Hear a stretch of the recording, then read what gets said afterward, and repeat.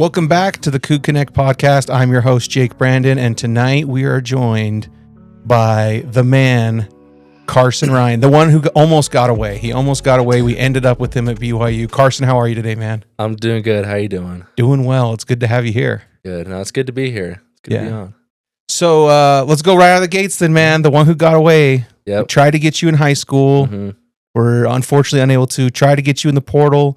Didn't quite work out, but this time, when it really matters, we got you to Provo. Take us on that journey from high school to now and how you ended up at BYU. Well, just out of high school, I don't know, I started at UCLA. That was the place for me out of high school, and it's part of the reason I went there is because I had an opportunity to play early. Yeah, I played as a freshman there, and for me, that was the biggest thing coming out of high school. It's just I need to go somewhere where they want me, and they want me to play early because I want to get reps, and that's how you get better. Mm-hmm. Is just getting reps.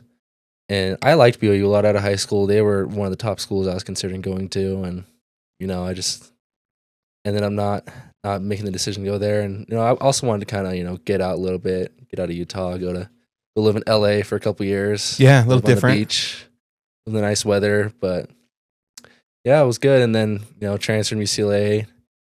Thought about coming here, but it just didn't work out the first time in the portal. I wish I gave BYU more time. Being here now, I love it so much, and it's been such a good experience.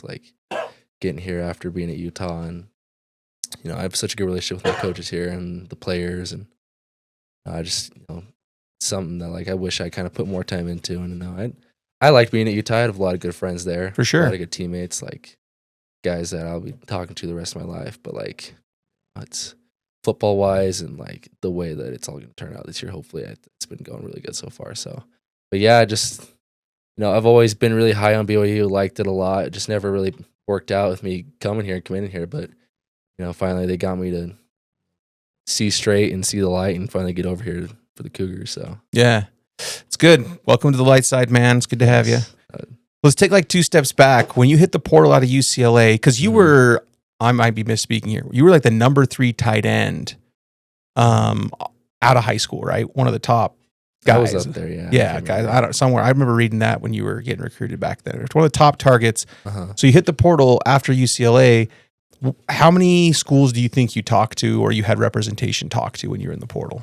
Definitely a lot more the first time in the portal. Okay. I was talking to a lot of different schools, and it's super overwhelming when you're in the transfer portal because you got at least in that first window in December, you got 2.5 weeks to talk to 20 plus different schools, and it's you got to really know exactly what you're looking for. You got to be very straight to the point, no BS. You're this is why I'm leaving. This is where I'm looking for, where I want to go.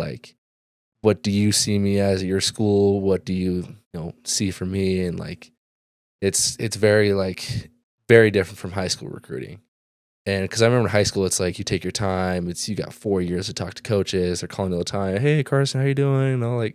Want to build this relationship, but you don't have that time in the portal. So it's just straight what's the offense like? What do you want me to do in your offense? Very point blank. What's the school like? What kind of education and connections can I get?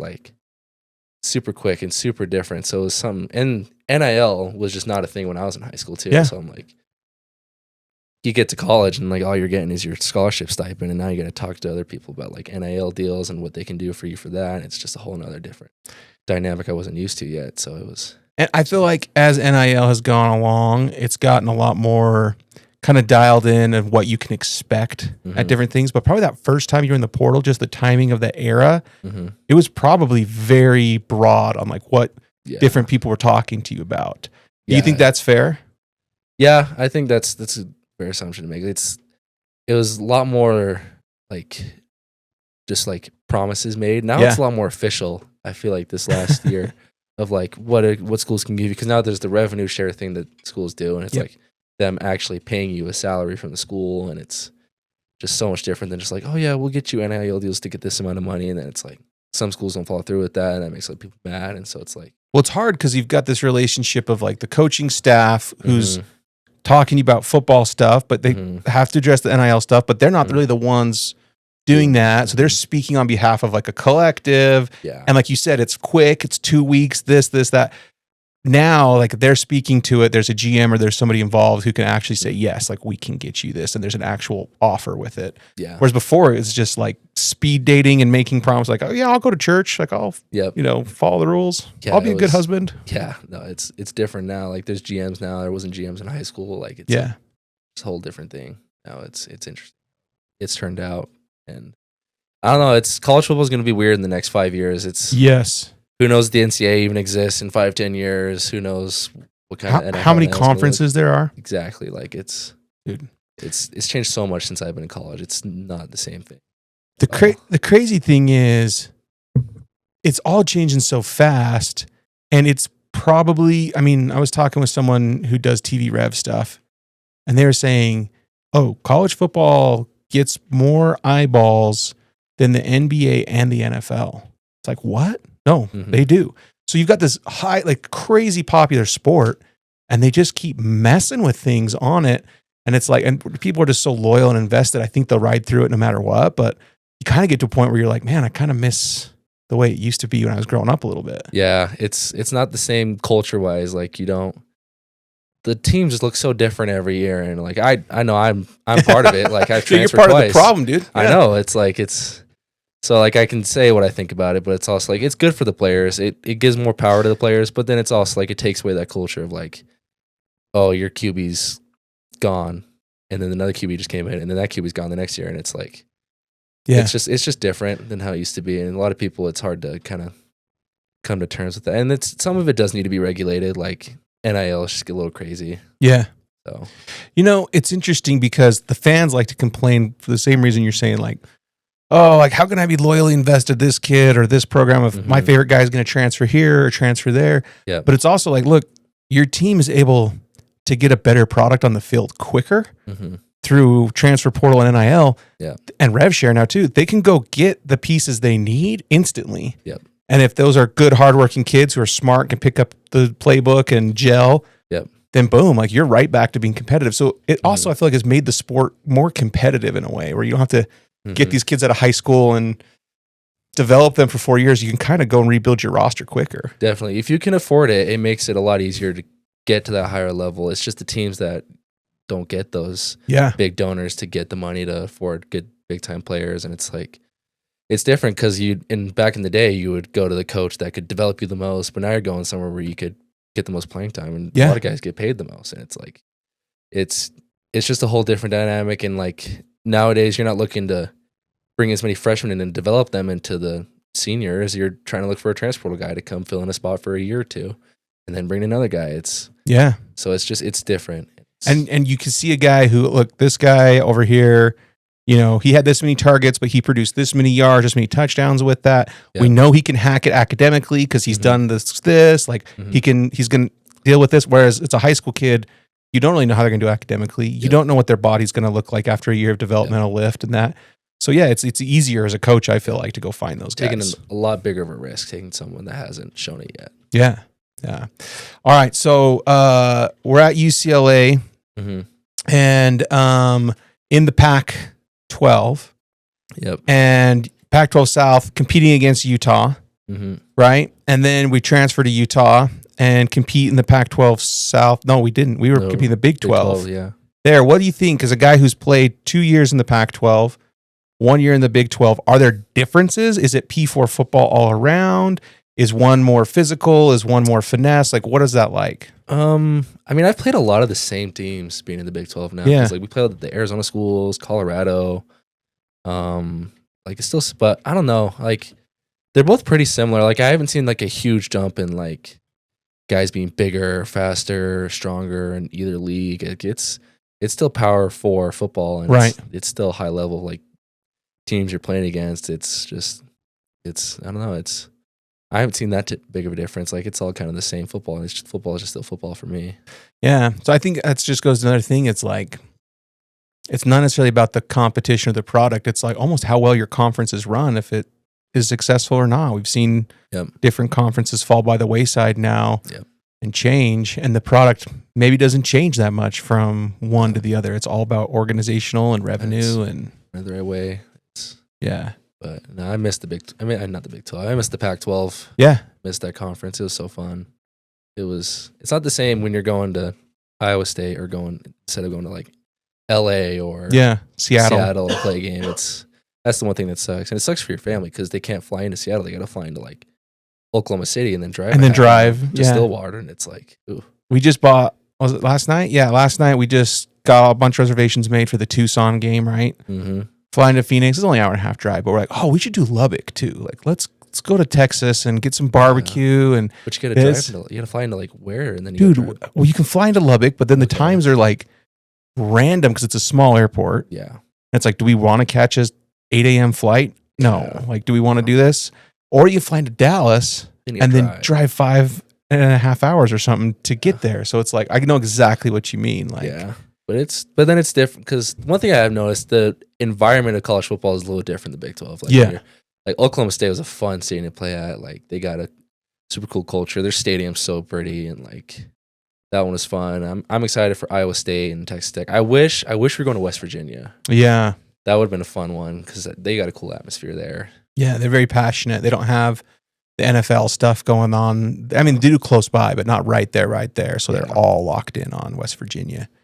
Do you? So I don't know, man, because I've been to a few other conferences games. I wonder if Big 12 has the most passionate fan base, top to bottom. They're up there. Them or the SEC, I think. Right. Are definitely the most passionate fans because that's the South. Like they love football. Yep. Midwest and the South. They live and breathe this football. Yeah. It's a little different than living in LA and playing football. You go to a UCLA football game, which is sweet, or you could go to the beach, or you could go to the beach, or a Rams game, or a Kings game, or just a billion different other things. Yeah. You have all these options available to you. So, where Midwest to South, that's the ticket in town. Yeah, it's every weekend there's a football game. Right. Everyone's going. Yeah. All right. So, what is the biggest difference, maybe from coaching wise, or I mean, the schemes are probably not all too different. Maybe the way they use them from UCLA to Utah to BYU. What do you think the biggest differences are between those three? Coaching I've definitely seen a bunch of different philosophies. Like Utah, like they're both, all the schools I've been at, we really emphasize like working hard and playing hard. Like that's been a pretty like standard thing I've seen other players because your coaches want you to be a hard worker and hard player. And if your coach does want you to be like that, then they're not doing it right.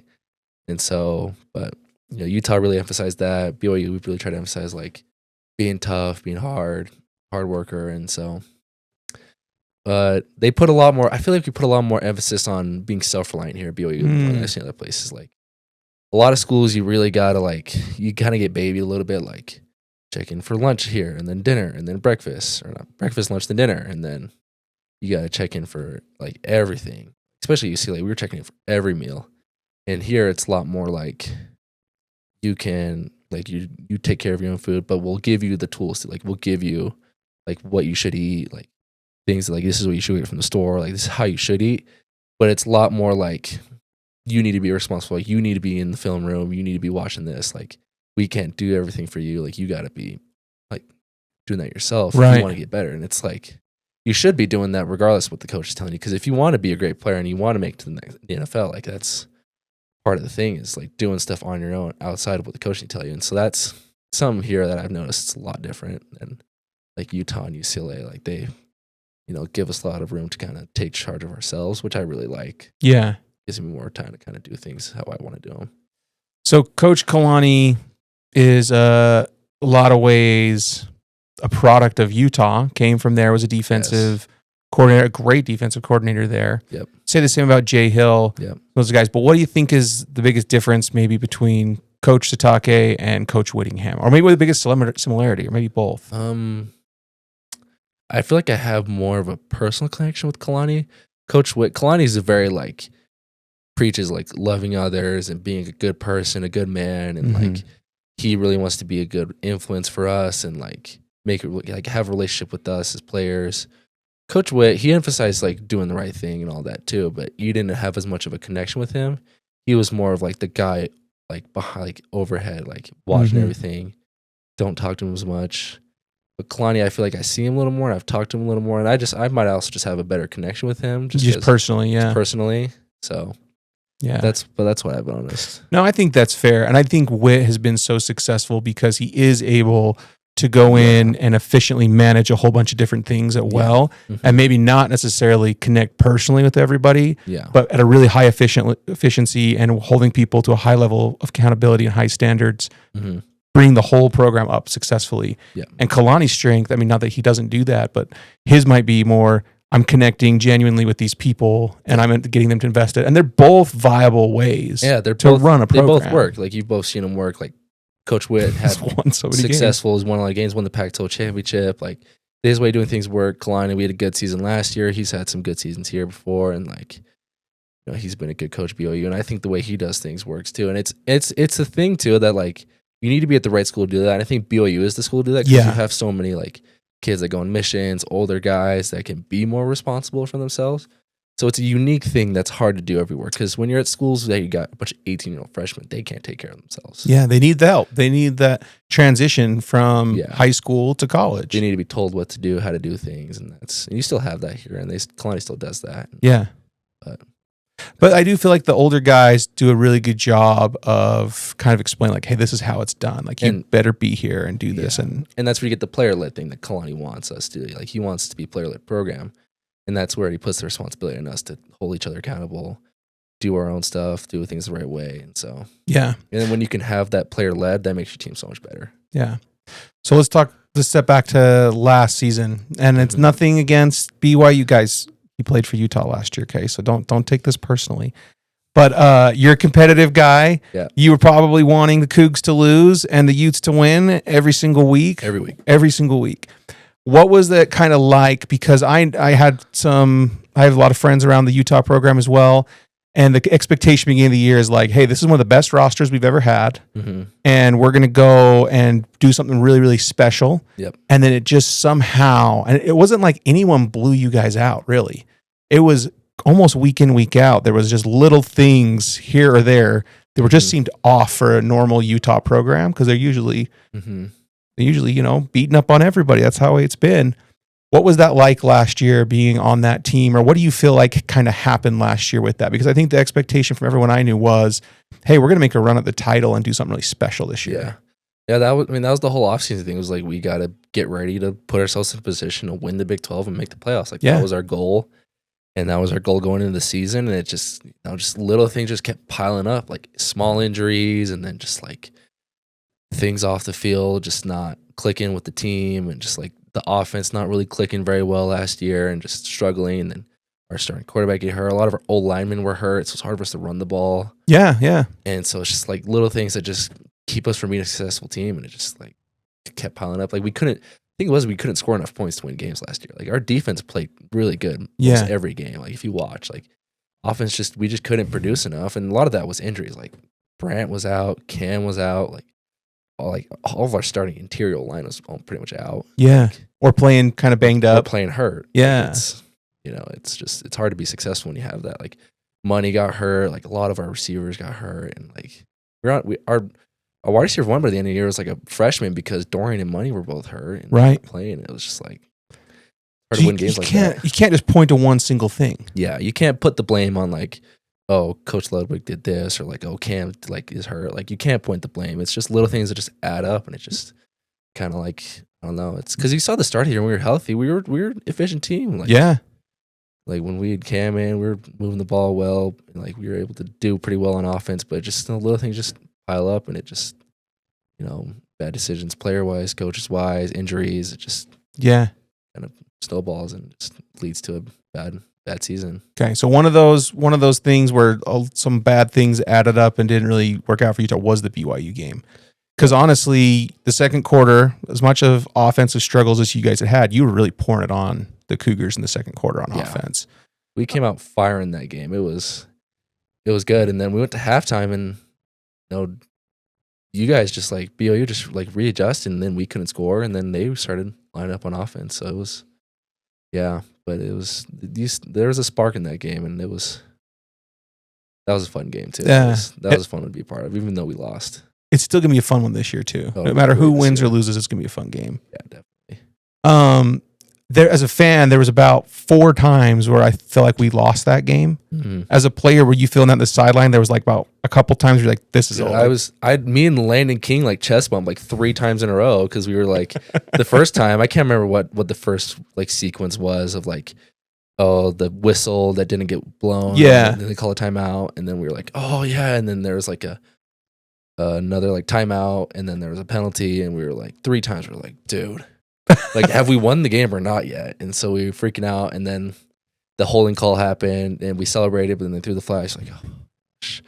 And then then they drove down, and after Jake like threw that little ball over, I can't remember what the DB was. It might have been Alakai, but Chase caught that like third down pass to get the first down. I was like, oh, we're gonna lose. You felt the little momentum shift. Oh, they're gonna make another play, and they're gonna get within field goal range. I was like, oh, it's gonna happen. Yeah, as a fan, dude, like even when the holding call happened, everyone's gonna go back and talk about that. As a fan, it was still like, we're not out of the water yet. Like, D line has had pressure on us all night. Their DBs have really locked up our guys for a good chunk of the night. Yeah, but like, I think that was about the time you felt it shift a little bit. It's like, oh, they're only a few plays away from being able to kick a field goal here. 3 first downs and they're in field goal range. It's doable. So. Yeah, but that was a crazy one, man. I think it's going to be a crazy one this year, too. It'll be fun this year, too, yeah, for sure. It's always rivalry games. You never know what's going to happen. Yeah. So it's... Yeah. So you and almost, 6, 7 other guys all played at American Fork High School. Yeah, a ton of us. And are you guys still pretty close? You feel like you have your own kind of like inner circle here at BYU? Mm-hmm. Yeah, we're all still super close. I knew like half of them from playing there. Half of them, they were before me. But like Chase Roberts is way older than me. He's before me. But like I like just having that connection. We've gotten a lot like super close this year, and like we're all super good friends. The whole team has gotten like super close this offseason. We've got a really good connection and just a really good locker room going into the season. And it is weird though. Like just like I think we counted 11 times, like 9 guys in the team from the same high school. Like that just never happened before. Like any other college I've been at, it's weird, but. Coach Beam is just like a BYU Cougar factory. Pumping out D1 players over there. Yeah. There's guys that like Maddox is at Boise. Yeah. Like, starting QB, man. Yeah. Like they're playing, like it's not just like they're on the roster. Like he's the dude over there. Yeah, these guys are at a lot of different places are the dudes. Yeah. I played with a lot of good D1 talent because when I was at Tempe too, we had a ton of guys go D1 there. Yeah. So like it was a blessing definitely being around guys like that could help push you to like know what it's like what it takes to get to that level and what's expected. Right. So with that being said, with like the AF guys, Hunter Clegg was on here. He was one of your AF guys. Yep. He said that you guys were talking and he was wrapping up his mission, or maybe he just got done with his mission about, hey, we're going to room together at Utah. Yeah. And then you guys were kind of making a plan there. And then he's like, and 2 weeks later, we were kind of making the same plan, like, okay, well, let's room together at BYU. Yeah. Can you kind of talk us through like all that, how like all changed so quickly? Yeah, I remember it was like I can't remember what month he got home, but he was getting home at the end of the season. At that point, I was kind of like thinking about leaving because Coach Ludwig had resigned. Yeah, changes. A lot of our offense just got taken away, and then we Coach Beck, I think is his name, the new OC, just not a big tight end guy, not something that I really thought I fit into. And so then I was like, I think I should go and leave. And then I remember Hunter was texting me on his mission because he hadn't signed anywhere yet. So he was talking about like, what do you think of Utah? And I was telling him what I thought of everything. He was like, and then I was like, dude, I was in the portal at this point. I was like, I probably will go to BYU. Yeah. And he's like, oh shoot. And so he's like, so like our whole plan of like living together at Utah and like being there. And then he's like, and then he kind of started talking to them and the things kind of fell through and BYU was on him and he really liked the idea of going to BYU. And so we both ended up coming here because he flipped his commitment at the end of his mission to come to BYU. And so we were both like, oh, sweet. We can still live together. And, so basically, you were the last pillar of his support system at Utah and you just took it away. I'd take a little bit of credit for him coming to BYU. I was letting him know, like, dude, being in the portal, talking with them, I like it a lot here. So if whatever you feel like is best, that's just my opinion. So well, thank you.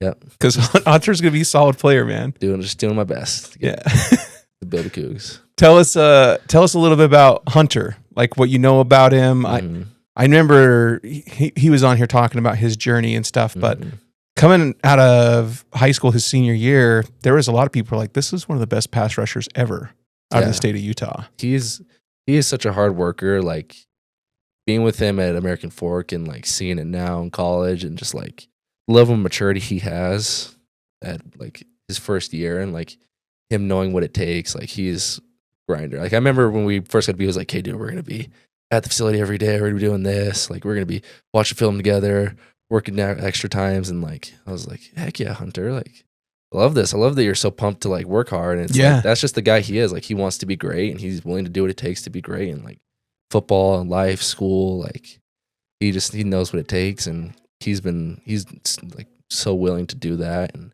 he's such like a genuine, like nice person too. Like just one of the best friends I had at American Fork and just like one of the really good friends that I got here. And just, I'm happy to play another year with him and, you know, spend time with him. And I played with his older brother too at Utah. Okay.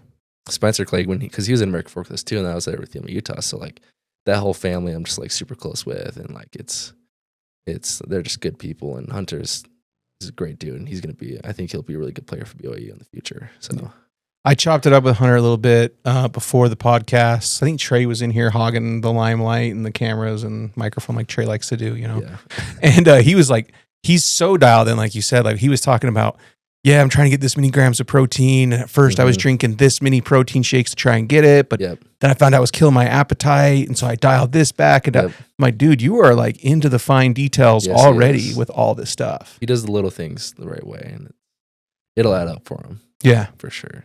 Yeah, I think we'll see him a little bit this year too. I think we'll see him on the field and probably more and more as they'll find ways to get him up. Because that's the one thing that like I've noticed in the offseason journey. He's really put himself out there to like be a leader as a freshman, like being vocal, like working hard, pushing himself every workout, every conditioning rep, like being at the front, like doing like service project off the field, like that we do, and like doing extra stuff like that. Just like things that like not everyone does that he's like so willing to do, like without even being asked to. And it takes a lot of courage as a freshman to do that. Yes. Get out of your comfort zone and put yourself out there and try and set a standard for guys who are older than you. Definitely. Yeah. Yeah. That's awesome, man. Okay, so this is your last year of college football, is that right? Yep, most likely. Most likely. I got hurt my freshman year, so I'm trying to get a medical red shirt. Okay. But I played the first 5 games, so I can't.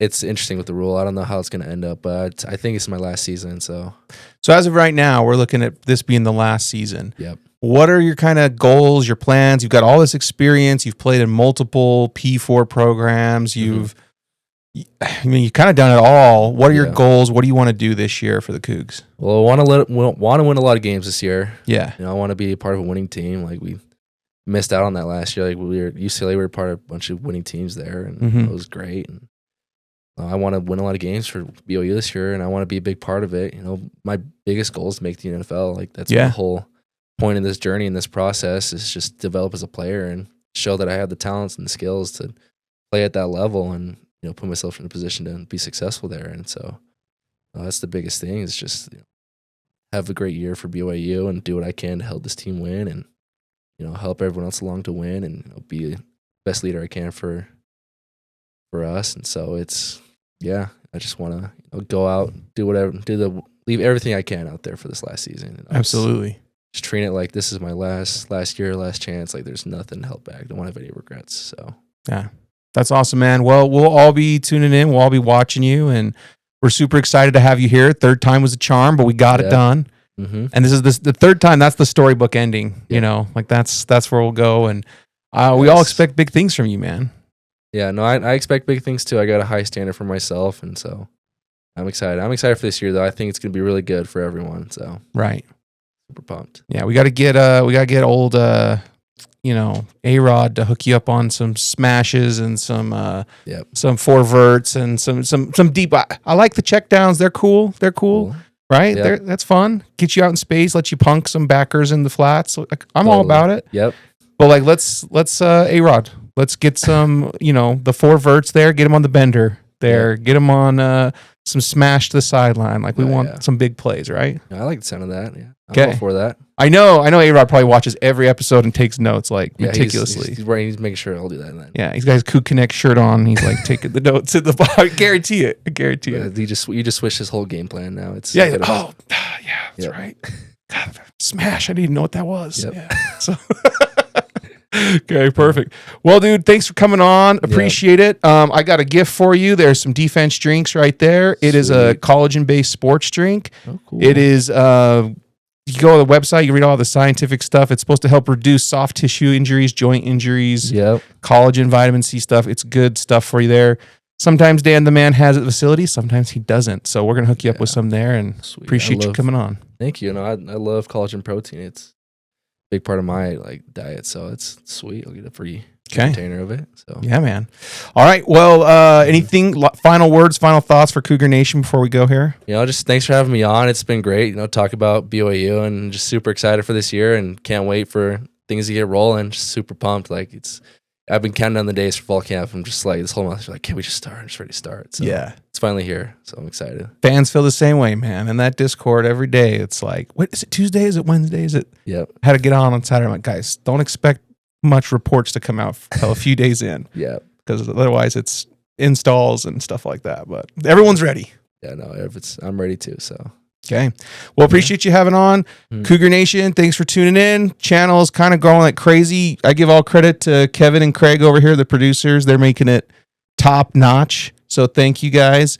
And if you haven't yet, go over to CougConnect.com. Check out becoming a subscriber, get in the Discord, all that, where you can have more Q&As with the players, have more interactions with some different insiders and things. And with that being said, till next time, go Cougs.